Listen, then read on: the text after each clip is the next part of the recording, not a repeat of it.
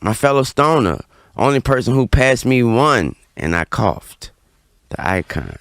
Snoop, how you doing, man? Wheezy, Man, what's happening? I love the fucking jacket, man. I love it, man. I need I that. got a few coming to you. See I the address. need I got that, some you man. and Mac coming full speed ahead. Say Hey, no more. I need that. That remind me of my daddy, man. I remember that CD just sitting on the seat. He had the Oh, first. Hold on, Snoop. Let me let you know. He had the all on. He had the candy orange El Camino. He had the candy orange El Ooh. Camino. He had 6 switches. Mm. So he knew how to he ain't have 3-wheel motion, but he knew how when you make a turn, you put the It can bag make it down, look you put like. the bag down on the right, and you put, Come on, see, nigga. You know we yeah, know. come on, Shout out man. to Pops, nigga, for keeping it Man, one you pound already wide. know, man. How you been, boy? I'm I'm so good. proud of you. I was telling Mac that watching you do this is the elevation of your game. Like, Thank you. like when you watch a football player going to analysis, like when you watch Deion Sanders, the GOAT, Yeah. going to doing interviews. Yeah. This is what you doing, my nigga. You transferring your game into another level. I Thank love you, it. brother. Thank you, man. You already know I came and you transferring your game into another level. That's you are the definition of that, brother. You already know that, man. Now you come from an era of hip hop where the artists experienced racial profiling and even had music and albums that were banned. Now, the era was also very vocal about racial injustice and police brutality.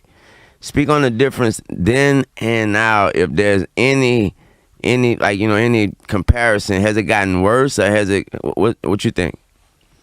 I'm always gonna say it's gotten worse, but through technology and platforms like social media and people having phones with cameras on them, Yep. it's being broadcast. Yep. Like racism been going on, police brutality been going That's on. what We've I've been trying to tell you I've been about trying it. to test what I was. Exactly. It's just now being filmed. Like, come on now, you know in New Orleans, y'all been getting beat by the Man, police. Just what? like in LA, we've been getting Man, beat by the police, I but it ain't told 'em. nobody there to bring the story to light with a camera. And They the don't even camera know. is the best witness in court because he don't lie, he don't change his story, and he can't be paid off. They still trying to figure out a way to make the camera lie though. Now when it comes Ain't to the that when it something? comes to the people that don't want to get in trouble, you know what I'm talking about. But I thought the camera couldn't be swayed. Let them tell it. Cold game. Now, what's your take on what's going on in the country right now? As far as, are you proud of the way how we standing up for equality right now? You proud? Is I'm proud of it. is it Black people surprising first. to you? Is it surprising? It's not surprising. It's like it's so like our generation. We took it as far as we could take it. Yeah, We ran up the hill as far as we can. Now this young generation, they different. they going further than us. They different, like, man. Come on, man, y'all. They doing that. They running different. this game. Yes, and they that's are. what it's And I supposed cannot. to be because I cannot lie. Yes, they are. we could only go so far with it, Weezy. Now it's up to them to take it to the mountaintop, like Martin Luther King and Malcolm X. They can only go so far, and then Yep. they gave it to the Black Panthers. The Black Panthers can only take it so far, then we got it. And that's like it's up to y'all to take it to the next level. And the beauty is that you got white, Asian, Latino, and all races working with us this time, as opposed to us doing it on our own. Yeah.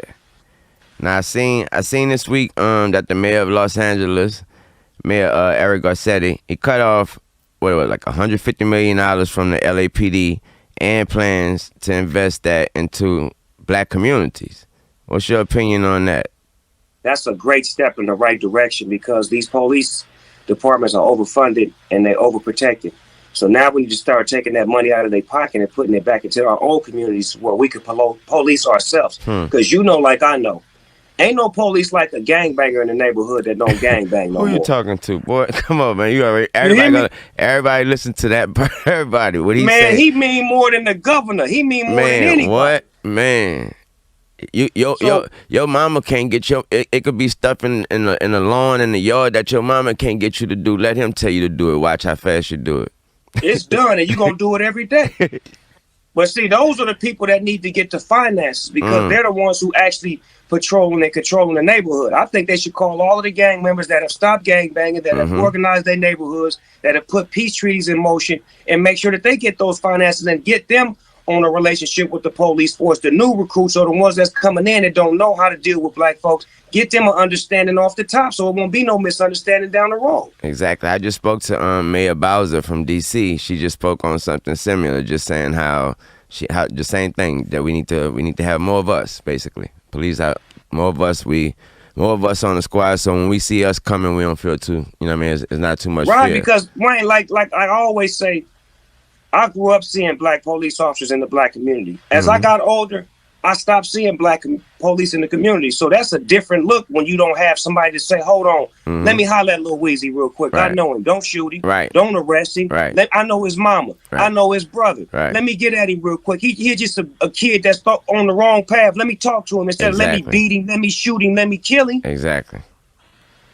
Now let's talk about Darnella Frazier, the 17-year-old young lady who recorded George Floyd's death.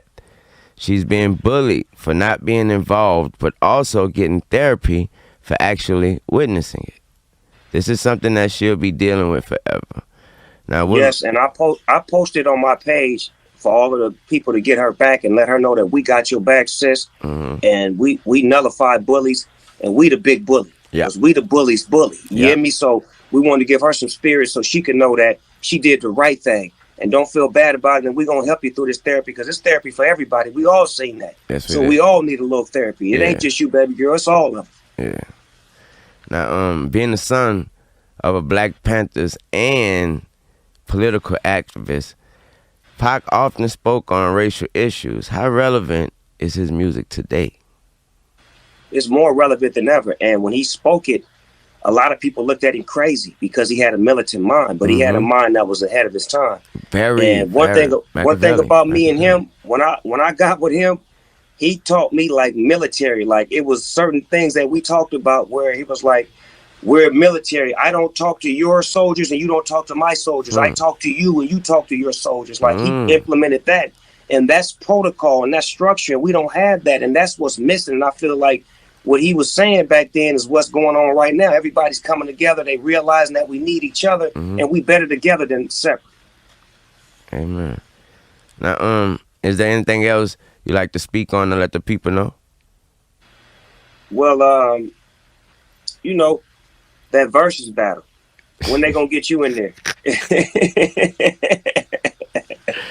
Now you already know I can't. Come on now, you the young goat. You Man, the young goat. You birthed the second generation of rappers. Them is your babies out there right now. So you deserve to be in the ring. If they stop me, ain't gonna stop me. Ain't gonna be like they gonna have to ring. You know, the ringing the bell. Tune is over. You gotta stop. I ain't gonna stop now. You gotta stop. Can't stop. So I don't think. But you there, my nigga? How long you been doing this? You been doing this about 20 now, right? Shit, man, I've been doing this. Come on now, tell me. About 30 now, bro. Half your life. You the Kobe Bryant. You the Kobe say half Bryant my life. That's my whole life. Kobe played half his life in basketball. Yeah. Half your life has been in rap. More than half, man. See what I'm saying? Yeah. I mean, you know, it is. I just want to see you in there because I love what you do, and I know what you bring to the table. And you the young goat. You understand me? A lot of people say that they ghosts, but they really not ghosts. You the young goat because when you do what you did and you birth a nation of rappers that are eminent of who you are. All these young little this, little that, young this, they all are your babies. That's what you birthed. I birthed the gangster shit. You birthed this shit. I was about to say, ladies and gentlemen, that just came from the GOAT. I was about to say, all that just came from the GOAT, Snoop. Because if you talking about giving birth, you already know you gave birth to the culture way before these kids know what it is. Way before. I'm talking about begging my mama. So I remember when she laughed at me, bro. I really remember when she laughed. Now she said, "What you want?"